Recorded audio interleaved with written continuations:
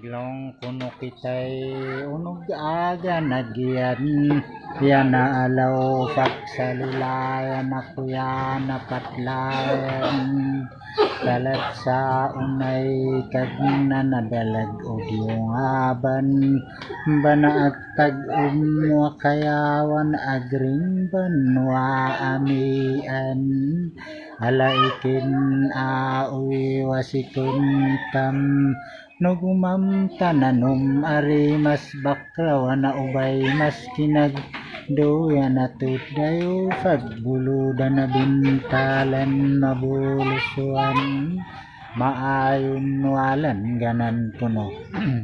At ibig sabihin Ang ibig niyong sabihin yung kanta na yun na chairman, kapag may dumaang dalaga, napakaganda.